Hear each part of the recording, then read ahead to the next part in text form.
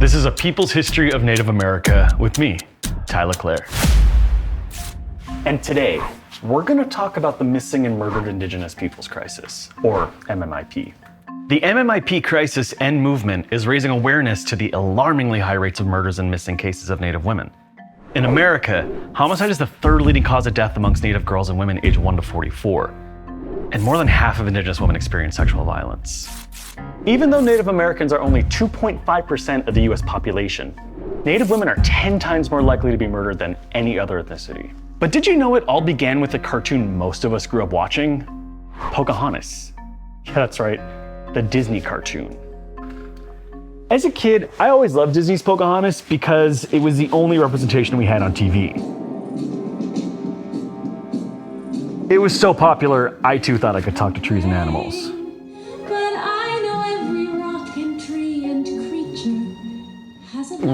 But the only true thing about this movie is this. These white men are dangerous. Disney claimed that Pocahontas was its first animated film inspired by a real-life figure. And while Pocahontas did exist, her real story has more to do with the MMIP crisis than falling in love with a settler. In fact, Disney's attempt to create a cartoon princess about people getting along together is more destructive to the indigenous narrative, especially once you know that Pocahontas was actually kidnapped, raped, and murdered. Pocahontas' tribe was the Pamunkey, located in present-day Virginia. Her real name was Amunet, but once colonization hit, she became the first case of the MMIP crisis, an epidemic that is plaguing almost every indigenous community on the continent. Unlike Disney's love story, the real tale of Pocahontas and John Smith is defined by cruelty at the hands of not only Smith, but his entire merry troop of settlers. In Disney, there was only one John, but in reality, there were two Johns. After enduring years of captivity under Smith, Pocahontas was forcibly wed to the other John, John Rolfe. She was captured for the purpose of sexual and economic exploitation, later having a son with Rolfe. When her and Rolfe made it to England, she was poisoned at the age of 22. She never made it home, and her body remains in Europe, while her descendants still live in Virginia to this day. What Pocahontas' story tells us is that the MMIP crisis back then and today is a direct result of the colonization of the Americas. Wait, but why am I explaining a woman's experience? Am I mansplaining?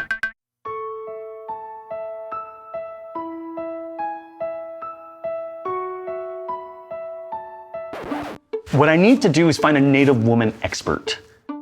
Are there any around? Aha, of course there are.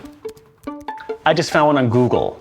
That was easy. The part that I hate the most about this gig, emailing those with a PhD. Dear Christina, I may not be a woman, wait, no, okay. Although I'm a man who needs a woman, definitely no. I'm looking for someone that can help me fill the gaps in my knowledge about the MMIP crisis. What do I know about the current MMIP crisis? When we cover a protest, you'll always see a group of women carrying missing and murdered Indigenous women and girls signs. Homicide is the third leading cause of death for American Indian girls. Dear Christina, the tragic violence that Indigenous women and girls have experienced amounts to genocide. I'm researching the MMIP crisis. Even though MMIW is a movement that was started in Canada, women in Indian country have been going missing for a long time. Being a Native person from the land now called Canada myself, thousands and thousands of women turning up missing or murdered every year. This ongoing tragedy is extremely close to my heart. American Indian women are 10 times more likely to be murdered. I want to make sure that the information I present is accurate. This is absolutely genocidal. Our women have been going missing since 1492.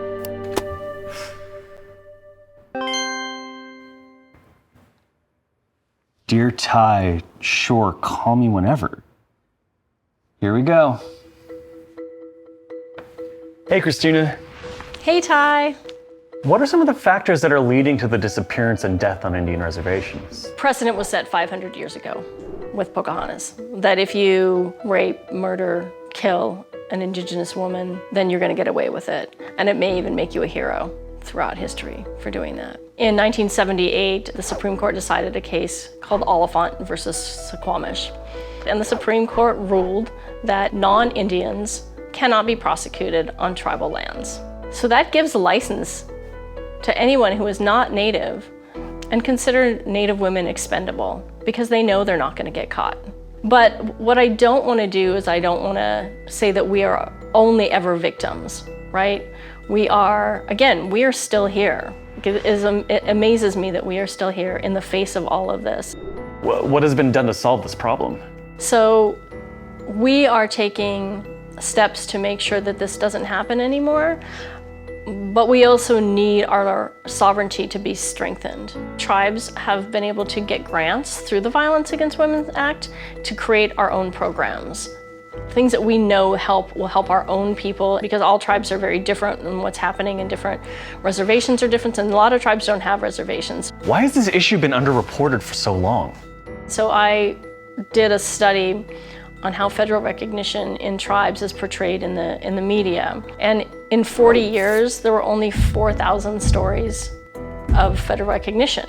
And actually, there are only 20 stories in 40 years in broadcast news. And so when people don't hear these stories, they don't know about them. And so it's so much easier to perpetuate the stereotypes.